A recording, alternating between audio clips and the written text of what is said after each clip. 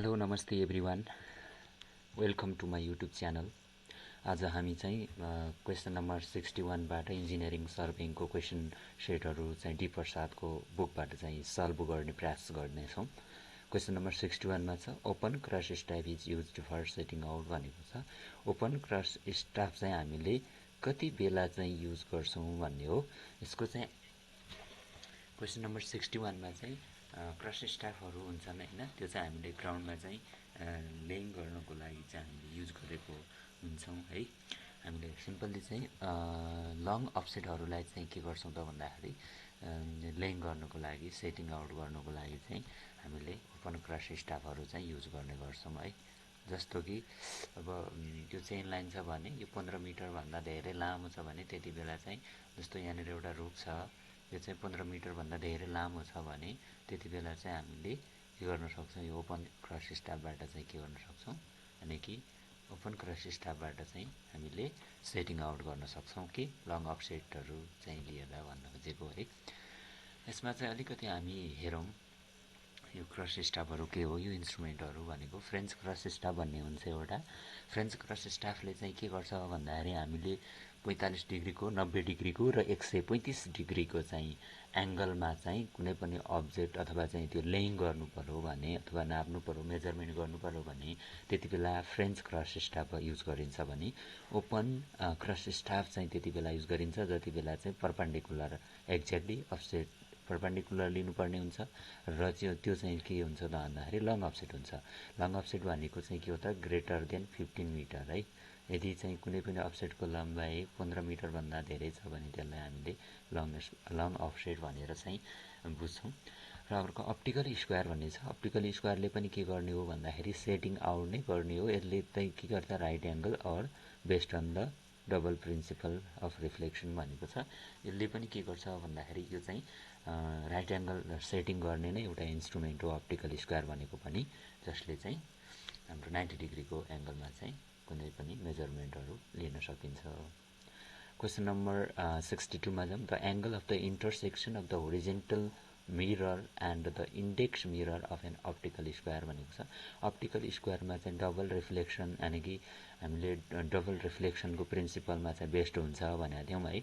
Double रिफ्लेक्सनको प्रिन्सिपलमा चाहिँ रिफ्लेक्सन है, डबल रिफ्लेक्सनको प्रिन्सिपलमा चाहिँ हामीले चाहिँ के हुन्छ भनेको थियौँ, यसको बिचको चाहिँ यो होरिजेन्टल मिरर र अनि इन्डेक्स मिरर बिचको चाहिँ एङ्गल चाहिँ कति हुन्छ भनेको चाहिँ यसमा चाहिँ हाम्रो 45 डिग्री एङ्गल हुन्छ, जुन चाहिँ अलिकति हामी यहाँ हेर्छौँ है फिगरमा चाहिँ। अनि के हो त अप्टिकल स्क्वायर भनेको भन्दाखेरि setting out the right angle है and based on the principle of double reflection भनेको डबल रिफ्लेक्सनको प्रिन्सिपलमा चाहिँ हामीले यो चाहिँ यसले काम गर्छ भनेको है। Angle between the horizontal mirror and index mirror is 45 degree हुन्छ भनेको छ। यसको चाहिँ यो फिगर चाहिँ यस्तो प्रकारको हुन्छ, जुन चाहिँ यहाँ हेर्दाखेरि इन्डेक्स मिरर भनेको यो हो र होरिजेन्टल मिरर भनेको चाहिँ कुन भयो, हाम्रो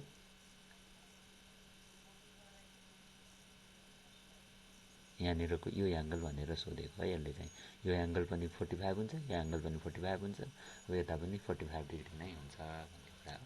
यो चाहिँ कति हो त 45 डिग्री चाहिँ के हुन्छ त इन्डेक्स मिरर र होरिजेन्टल मिररको चाहिँ के हो त यो चाहिँ होरिजेन्टल मिरर यहाँ छ हैन, यो चाहिँ होरिजेन्टल मिरर भइहाल्यो है। अनि यो चाहिँ के हो त हाम्रो इन्डेक्स मिरर यानि कि यसको चाहिँ कति हो त 45 डिग्री नै हुन्छ, यहाँनिर पनि 45 डिग्री नै हुन्छ है। नेक्स्ट क्वेसनमा जाऊँ। The main difference between the optical square and the prism square भनेको अप्टिकल स्क्वायर र प्रिज्म स्क्वायरको मेन डिफरेन्स भनेको no adjustment is required in a prism square as the angle between the reflecting the mirror is fixed भन्छ। यसको answer चाहिँ के हुने भयो, ए नै हुने भयो। भनेको के हो त भन्दाखेरि प्रिज्म स्क्वायरमा चाहिँ के हुन्छ के हुँदैन भन्दाखेरि एडजस्टमेन्ट गर्ने चाहिँ हुँदैन, रिफ्लेक्टिङ मिरर फिक्स्ड भएको हुनाले चाहिँ। तर अप्टिकल स्क्वायरमा चाहिँ त्यो व्यवस्था राखिएको हुन्छ भनेको है। यसको क्वेसन नम्बर यानि कि यसको ए एन्सर हुने भयो। अनि यसमा चाहिँ अब अगाडिकै कुराहरू भइहाल्यो। अप्टिकल स्क्वायर भनेको setting out the right angle and based on the principle of double reflection है। Angle between the horizontal mirror and index mirror is 45 degree भइहाल्यो होइन। अनि प्रिज्म स्क्वायर भनेको पनि के हो भन्दाखेरि प्रिज्म स्क्वायरले पनि के गर्ने नै हो, 90 डिग्री नै हाम्रो लेइङ गर्ने हो, तर यसमा चाहिँ के हुँदैन, यसमा चाहिँ के हुन्छ एडजस्ट गर्न मिल्ने खालको हुन्छ, फिक्स्ड गरेको हुँदैन है, त्यति फरक हो। नेक्स्ट क्वेसनमा जाउँ। In the chain surveying execution this first step is taken is भनेको छ। हामीले चेन सर्भेइङ गर्दाखेरि यो एरियामा चेन सर्भेइङ गर्नु पर्यो भने हामीले तलको मध्ये कुन चाहिँ एरिया चाहिँ कुन चाहिँ स्टेप चाहिँ सुरुमा लिने भन्ने कुरा हो। यसमा चाहिँ कुन हुन्छ होला भन्ने तपाईँहरूलाई लाग्छ भन्दाखेरि हामीले सर्भेइङ गर्दाखेरि सबैभन्दा पहिला रेकग्नाइसेन्स गर्छौँ, आउँछौँ यताबाट, यहाँ आएर हामीले के गर्छौँ, यहाँबाट हेर्छौँ होइन, हेर्छौँ कस्तो छ यो एरिया होइन, यो एरियाको नर्मल्ली के गर्छौँ त हामीले यसरी नजर जुदाउँछौँ, कहाँबाट कहाँनिर कस्तो स्टेसन राख्दा ठिक हुन्छ अथवा कस्तो हुन्छ भनेर इनिसियल हामीले इन्सपेक्सन गर्छौँ भने त्यसलाई रेकग्नाइसेन्स भनिन्छ, जुन चाहिँ हामीले चेन सर्भेइङमा पहिलो नम्बर स्टेपमा गरिने कुरा हो। नेक्स्ट क्वेसनमा जाउँ, अथवा नेक्स्ट क्वेसनमा जानुभन्दा पहिला चाहिँ यसको बारेमा अलिकति हेरौँ है। अब एक्जिक्युसन इन द चेन सर्भेइङमा एक्जिक्युसन गर्दाखेरि पहिला रेकग्नाइसेन्स गरिन्छ है, त्यस पछाडि इन्डेक्स स्केच बनाइन्छ।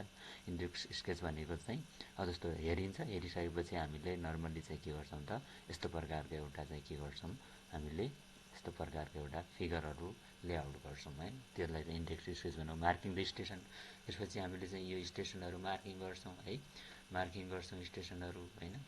स्टेसनहरू मार्किङ गरिसकेपछि मार्किङ द सिलेक्सन मार्किङ, यानि कि त्यो सिलेक्सनहरू त्यो सिलेक्सनहरू चाहिँ हामीले यानि कि कहाँनिर छ भन्ने कुराहरू यो लिन्छौँ। त्यस पछाडि हाम्रो रिफरेन्स स्केच भन्ने हुन्छ। अब यो मार्किङ गरेपछि कम्तीमा नि 2वटा पोइन्टबाट चाहिँ के गर्छौँ त, यो स्टेसनको चाहिँ रिफरेन्सहरू लिन्छौँ, किनभने भोलि यहाँ हामीले पेग गाड्छौँ, त्यो पेग गाडेको पेगहरू हरायो भने हामीले यो स्टेसन र स्टेसनको मद्दतले यो पोइन्टहरू चाहिँ सजिलै पत्ता लगाउन सकिन्छ। एन्ड त्यसपछि taking the measurement of survey line and noted in the field book, त्यसपछि भनेको हामीले त्यसपछि मेजरमेन्ट लिन थाल्छौँ, डिटेलहरू लिन थाल्छौँ र फिल्ड बुकमा चाहिँ के गर्छौँ त, प्लट गर्छौँ भनेको है। क्वेसन नम्बर 65मा जाउँ। A river is an obstacle भनेको छ। यो चाहिँ रेन्जिङ गर्ने क्रममा चाहिँ हो, यानि कि चेनिङ गर्दाखेरि अथवा हामीले चेनिङ गर्दाखेरि हामीले अथवा टेपिङ गर्दाखेरि हाम्रो के हुन्छ, हामीले दूरी नाप्नको लागि चाहिँ के गर्छौँ, रिभर चाहिँ कस्तो प्रकारको अब्स्ट्याकल हो भनौँ होइन। यहाँबाट यो रिभर बगिरहेछ ल मानौँ, यो रिभर छ भने अब हामीले यहाँ वारीबाट पारी त हेर्न मिल्छ नि त, वारीबाट पारी त मजाले हेर्न मिल्छ हो। यो भन्नुको मतलब यहाँनिर एउटा रेन्जिङ रड समाइरहेछ, यहाँनिर यसले रेन्जिङ रड समाइरहेछ भने यसरी चाहिँ के छ, यो रेन्जिङ रडलाई हेर्न त मिलो, यसको मतलब रेन्जिङ इज फ्री हुँदो रहेछ होइन, रेन्जिङ चाहिँ गर्न मिल्दो रहेछ। अब चेनिङ गर्न मिल्छ कि मिल्दैन त भन्दाखेरि अब यहाँ बिचमा जान सकिँदैन, नदीको बिचमा मेजर गर्न त सकिँदैन नि त। त्यसको लागि चाहिँ अब हामीले विभिन्न ट्रायङ्गुलेसनको फर्मुलाहरू अप्लाई गरेर चाहिँ गर्छौँ है।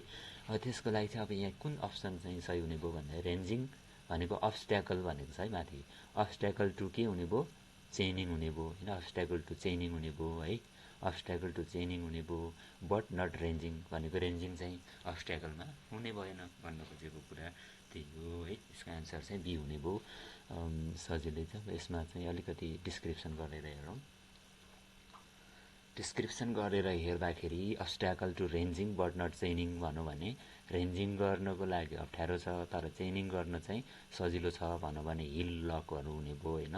पुरै यस्तो हिमाल छ भने अब यहाँबाट यहाँको रेन्जिङ र यहाँको रेन्जिङ रड त देखिँदैन तर नाप्न चाहिँ मजाले सकिन्छ है। त्यसै गरी अर्को obstacle to chaining but not रेन्जिङ भनेको छ होइन, चेनिङ गर्न अप्ठ्यारो छ तर रेन्जिङ गर्न चाहिँ सजिलो छ भन्ने अगाडि रिभरको मैले दिइसकेँ। यहाँ वारीबाट पारी हेर्न सकिन्छ तर यहाँ बिचमा नाप्न सकिँदैन। त्यसो भएको हुनाले चाहिँ यो चाहिँ रिभर चाहिँ के भयो त, अब्स्ट्याकल, चेनिङ गर्न अब्स्ट्याकल हो तर रेन्जिङ गर्न छैन। अब्स्ट्याकल टु बोथ भनेको चाहिँ चेनिङ एन्ड रेन्जिङ दुइटै अब्स्ट्याकल हुने केस भनेको जस्तो यहाँनिर ठुलो बिल्डिङ छ भने त्यति बेला चाहिँ न त हामीले यसमा चेनिङ गर्न सक्छौँ न त यहाँ चाहिँ हामीले रेन्जिङ गर्न सक्छौँ। त्यति बेला चाहिँ हामीले के गर्छौँ त, यसमा परपेन्डिकुलरहरू तानेर ठ्याक्कै त्यसरी चाहिँ हामीले क्यालकुलेसन गरेर निकाल्छौँ है। बिल्डिङहरूमा टलेस्ट बिल्डिङहरूमा चाहिँ दुइटै अब्स्ट्याकल हुन्छ भन्ने कुरा हो।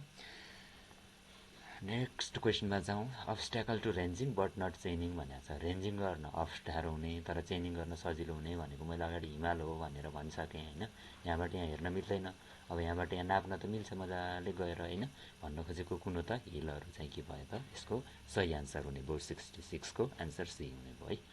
अब यही कुराहरू हो, अगाडिकै कुराहरू यहाँ चाहिँ दोहोरिन्छ। अनि यसमा चाहिँ हामीले के भन्यौँ obstacle to रेन्जिङ but not chaining भनेको हिल भइहाल्यो होइन भनेको रेन्जिङ गर्न अप्ठ्यारो हुने तर चेनिङ गर्न सजिलो हुने हिलमा obstacle to chaining but not रेन्जिङ भनेको छ चेनिङ गर्न अप्ठ्यारो हुने तर रेन्जिङ गर्न चाहिँ के हुने सजिलो हुने भनेको रिभर अथवा पन्डहरू भइहाल्यो होइन अब्स्ट्याकल टु बोथ भनेको दुइटै हुने भनेको चाहिँ बिल्डिङहरू भइहाल्यो ठिक छ त्यही क्वेसन हो क्वेसन नम्बर 67मा जाउँ a building is an obstacle to भनेको छ बिल्डिङ चाहिँ के को अब्स्ट्याकल हो भनेको छ यो चाहिँ के हुन्छ हामीले भर्खर हेऱ्यौँ यहाँनिर चाहिँ अब ठुलो बिल्डिङ छ भने यो बिल्डिङमा चाहिँ रेन्जिङ गर्नुपर्ने छ अथवा चेनिङ गर्नुपर्ने छ भने यहाँबाट त हामी जान सक्दैनौँ बिल्डिङलाई फोल्डेर होइन बिल्डिङलाई उग्लेर पनि जान सक्दैनौँ त्यसो भएको हुनाले यो चाहिँ के हो त both of the chaining and रेन्जिङको चाहिँ के हो त यो अब्स्ट्याकल हो यसको लागि चाहिँ हामीले के गर्छौँ परपेन्डिकुलर यसरी तान्छौँ अनि यस्तो आदि इत्यादि गर्छौँ र अनि हामीले के गर्छौँ त ट्रायङ्गुलेसनहरूको फर्मुला लगाएर अप्लाई गर्छौँ ओके नेक्स्ट क्वेसनमा त 68 होइन यो चाहिँ अगाडिको 67कै क्वेसनमा पनि यो सबैहरू हामीले हेरिसक्यौँ होइन दुइटै चाहिँ बिल्डिङको अब्स्ट्याकल रिभर र पन्डहरूमा रेन्जिङ फ्री हुन्छ तर चेनिङ अब्स्ट्याकल हुन्छ होइन हिल लगमा चाहिँ के हुन्छ रेन्जिङ चाहिँ अप्ठ्यारो हुन्छ चेनिङ चाहिँ फ्री हुन्छ भनेर पढिसक्यौँ अब a field is measure with the 1% too long भनेको छ एउटा चाहिँ फिल्ड छ अरे त्यो चाहिँ के छ अरे त्यसमा 1% इरर छ तर त्यो पनि के छ अरे टु लङ छ अरे होइन भेटियो अरे होइन जब कि 10,000 हुनुपर्नेमा है 10 कम भएछ 10,000 एन्सर चाहिँ त्यही अनुसार छ 10,000 चाहिँ के छ 10,000 एकर चाहिँ के छ भन्दाखेरि हाम्रो त्यो मेजरमेन्ट गर्दाखेरि एरियाको है 10,000 एरिया मेजरमेन्ट गर्दाखेरि 1% चाहिँ के छ हाम्रो इरर आयो भने अब त्यसमा चाहिँ हामीले कसरी गर्ने भन्दाखेरि अब हामीले मेजर ट्रु लेन्थ त हामीले कसरी निकालेका थियौँ ट्रु लेन्थ भनेको चाहिँ के निकालेका थियौँ एल ड्यास बाई एल भनेर निकालेका थियौँ नि इन्टु मेजरिङ लेन्थ भनेर निकालेका थियौँ अब यहाँ के दियो हामीलाई यहाँ एरिया दियो भनेपछि अब हामीले के गर्नु पर्यो भन्दाखेरि केही पनि गर्नु परेन ट्रु एरिया भनेर हामीले के गर्नु पर्यो जस्ट स्क्वायर गरिदिने है ट्रु एरिया भनेर के गरिदिने इक्वल टु गर्ने एल ड्यास बाई एल है इन्टु के गर्नु पर्यो यानि कि होल स्क्वायर गर्नु पर्यो किनभने यो लेन्थको स्क्वायर भनेको एरिया हो इन्टु मेजरिङ एरिया भने यति गर्यो भने हाम्रो सकिन्छ अब यसमा चाहिँ के गर्नु पर्यो त भन्दाखेरि एल ड्यास कसरी निकाल्ने त भन्दाखेरि एल ड्यास भनेको त के हो भनेको ओरिजिनल लेन्थ भनेको एल प्लस माइनस ई हो होइन एल प्लस माइनस ई हो भने एल कति हो त एल प्लस या अनि 1% भनेको छ नि टु लङ भनेको एलको 1% हो भनेको 0.01 एल हो 0.01 एल हो होइन अब यति बाई टोटल एल भयो होइन यसको होल स्क्वायर गरिदिने यो होल स्क्वायर गर्ने अनि इन्टु चाहिँ कति गर्ने 10,000 यो चाहिँ के हो त एकर एरिया छ गरेको होइन अब चाहिँ माथि के हुन्छ त भन्दाखेरि माथि हुने भनेको कति हो 1.01 एल बाई एल हुने भयो इन्टु कति हुने भयो यो पनि एल स्क्वायर हुने भयो यो पनि एल स्क्वायर हुने भयो अब यसको स्क्वायर हुने भयो होइन यो चाहिँ 1.01 को स्क्वायर हुने भयो इन्टु 10,000 जस्ताको तस्तै भइहाल्यो अब यो एल स्क्वायर र यो एल स्क्वायर त कट्टामट्टा भइहाल्छ होइन अब बच्छ कति त भन्दाखेरि अब बच्ने भनेको 1.01 को होल स्क्वायर हो 1.01 को होल स्क्वायर इन्टु यो यति गर्दाखेरि कति आउने भयो 1000 अनि कि 10,201 एकर चाहिँ के हुने भयो यसको राइट एन्सर हुने भयो भनेपछि this is the correct answer for this question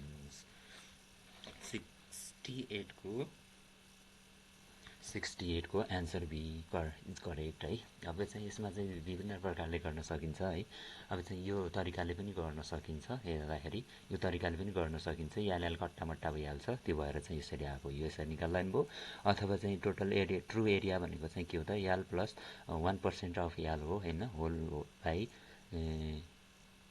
by यालको whole square हो है यो तल पनि याल स्क्वायर हुनु पऱ्यो अनि माथि पनि याल स्क्वायर यानि कि यालले यालको स्क्वायर भयो है त्यो भएर चाहिँ के भयो त इन्टु यहाँ मेजरिङ लेन्थ भनेको मेजरिङ एरिया हुनु पऱ्यो यहाँ हो एरियाको केसमा ट्रु लेन्थ ट्रु एरिया निकाल्दाखेरि अब कहिलेकाहीँ ट्रु भोल्युम निकाल भनौँ भने के गर्नु पऱ्यो भन्दाखेरि के गर्ने त्यति बेला एल ड्यास बाई एलको होल किप है होल किप इन्टु के गर्नु पऱ्यो मेजरिङ भोल्युम कति भोल्युम मेजर गरेको छ त्यही अनुसार निकाल्ने ठिक छ यस्तो प्रकारको एरिया छ यस्तो यो चाहिँ यसरी चाहिँ हिसाब गरेर निकाल्न सक्छौँ नेक्स्ट क्वेसनमा जाउँ 69 को क्वेसनमा a 30 metre long chain when the tested should not so the error exceeding भनेको छ 30 मिटरको एउटा चेन छ, त्यो चेनलाई टेस्ट गर्दाखेरि कति इरर चाहिँ आउनु भएन भनेको छ है। भनेको त्यसमा यसको चाहिँ यो एक्ज्याक्टली चाहिँ के हो त, एन्सर सी इज करेक्ट हैन। 2 mm पर मिटर भनेको 1 मिटरमा चाहिँ 2 mm भन्दा बढी इरर आउनु भएन है। अनि ओभरअल लेन्थमा 30 मिटरकै लेन्थमा चाहिँ 8 mm भन्दा बढी इरर आउनु भएन। त्यो पोजिटिभ पनि हुनसक्छ नेगेटिभ पनि हुनसक्छ इरर भनेको है। अब यसमा चाहिँ के छ भन्दाखेरि the maximum tolerance in the chain of if 30 metre chain छ भने चाहिँ 30 मिटरको छ भने 2 mm चाहिँ 1 मिटरमा आउनु पर्यो र 8 mm चाहिँ ओभरअलमा आउनु पर्यो होइन, प्लस माइनस।